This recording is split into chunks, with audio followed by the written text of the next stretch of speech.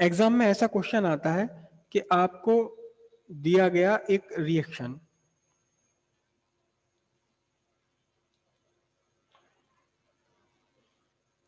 यहां ब्लैंक छोड़ दिया, फिर यहां लिख दिया क्रिप्टन 30N1 और 3692, जो भी है वो 96। बताओ यहां बीच में क्या आने वाला है? बताओ यहां बीच में क्या आने वाला है? तो ये आ रही है क्या? Nuclear reactor, nuclear reactions. क्या आ रही है? न्यूक्लियर रिएक्शंस एग्जाम में आ रही हैं। इसमें अक्सर आपको कहीं एक ब्लैंक छोड़ दिया जाता है, या तो इधर या इधर छोड़ दिया जाएगा। ठीक है, अब आपको यहां क्या भरना है? अब आपको यहां क्या भरना है? इसके लिए कुछ पार्टिकल्स के सिंबल आपको याद होने चाहिए। कौन कौन से सिंबल्स याद होने चाहिए आपको? ये रहे सारे पार्टिकल्स, जो खास खास पार्टिकल है। अल्फा पार्टिकल, इसका सिंबल क्या है? 2He4, क्योंकि अल्फा पार्टिकल कुछ और नहीं बल्कि हीलियम के न्यूक्लियस का बिल्कुल आइडेंटिकल है। बीटा पार्टिकल, बीटा पार्टिकल का सिंबल -1E0 है, या -1 बीटा 0। ये क्या है? ये कुछ नहीं है बल्कि बिल्कुल एक इलेक्ट्रॉन है। फर्क क्या है कि ये न्यूक्लियस में से निकल कर आया, इसलिए इसका नाम बीटा पार्टिकल रखा। Gamma photon 0, gamma 0। Positron +1E0। Proton 1P1 या 1H1, 1H1 ज्यादा यूज होता है। न्यूट्रॉन 0N1 या 0N1, स्मॉल n ज्यादा यूज होता है। ठीक है, ये ड्यूट्रॉन हो गया 1s2। ट्राइट्रॉन, ट्राइटॉन का मतलब ट्रीटियम का न्यूक्लियस। ट्रीटियम समझते हैं, हाइड्रोजन का आइसोटोप है, 1s3। न्यूट्रिनो, इसे न्यू से रिप्रेजेंट करते हैं, और एंटी न्यूट्रिनो ये न्यू के ऊपर बार लगा देते हैं यहाँ। और उसके बाद एक और है पाइसन या पाइमेसॉन, ये आपको पहले ही पता है, 3 तरह के होते हैं, 0 भी होता है, पॉजिटिव भी होता है और निगेटिव भी होता है। ठीक है, तो इसके लिए अब आपको रिएक्शन बनाने के लिए क्या करना पड़ेगा? एक तो ये याद रखने पड़ेंगे, कुछ पार्टिकल सारे आपके नोट्स में चले गए हैं। और दूसरा, आपको अगर कोई ऐसी चीज आ जाती है जिसका सिंबल आपको नहीं पता, जैसे यहीं पर आपको लिखना है कि क्या भरे यहाँ, आपको नहीं पता क्या आने वाला है यहाँ, तो आप सिंपली क्या लिख दोगे? एक्स लिख दोगे उसे, बेधला। अब ये यहां क्या क्या लिखा जाएगा? सिंपल सी बात है, 92 और 0 कितने हो गए? 92 और 0 कितने हो गए?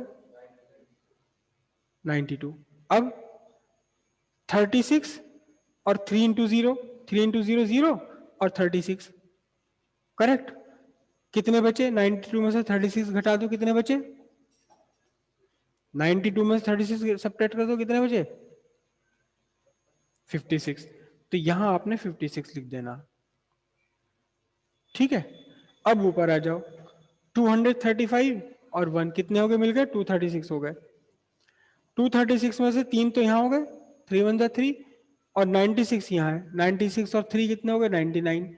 तो 235 में से 99 सब्ट्रैक्ट करके कितने बचे भाई? 235 है आपके, 235, इसमें से 99 सब्ट्रैक्ट कर दो, कितने बचे? 136।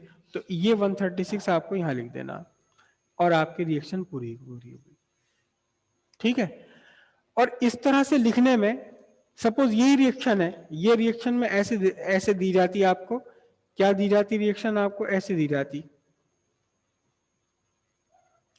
यहां ब्लैंक छोड़ दिया, यहां लिख दिया बेरियम 56 136, क्रिप्टन 36 96 प्लस 0N1 3। अब यहां भरो क्या भरना। तो हम क्या करेंगे? देखो, 3 0 से 0, 36 और 56 मिलकर कितने हो गए? 92। तो पूरा 92 आ रहा है यहां। तो बचा क्या? कुछ नहीं बचा, 0। राइट।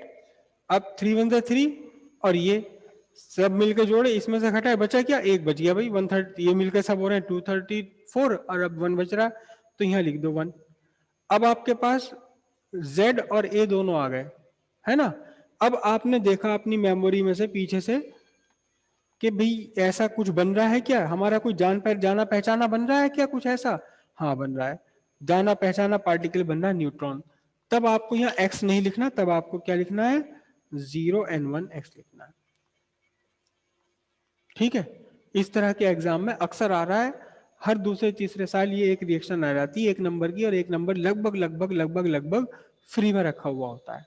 ज्यादातर आपको गैप जो छोड़ा जाएगा वो ऐसे ही छोड़ा जाएगा जिसमें आपका या तो न्यूट्रॉन आ जाए, या पॉजिट्रॉन आ जाए, या अल्फा पार्टिकल आ जाए, या प्रोटॉन आ जाए, या ड्यूटेरियम आ जाए। और अगर कुछ भी आपको समझ में नहीं आ रहा तो सिंपल सी बात है, एक्स लिख दो, बाकी अल्फा ए और जेड की वैल्यू प्रॉपर लिखनी चाहिए। आप y लिख दो, z लिख दो, कुछ भी लिख दो, बस ये वाले दोनों फिगर्स आपकी बिल्कुल पूरी होनी चाहिए।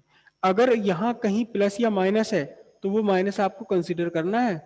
अगर यहाँ आपको -1 E0 दे रखा है तो उसे -1 ही लेना है, फिर -1 92 और -1 मिलकर 91 बन जाएगा। फिर वो ऐसा नहीं कि माइनस वाले को भी जोड़ दोगे, माइनस वाले को सब्ट्रैक्ट ही करना पड़ेगा आपको। क्लियर है?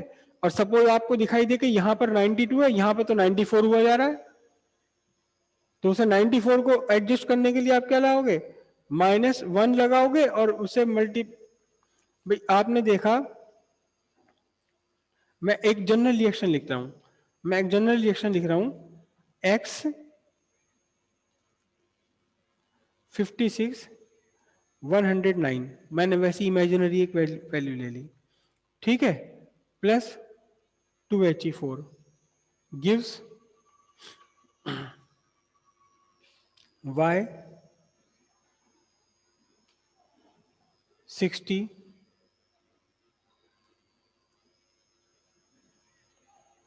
113। अब बताओ यहां क्या आने वाला।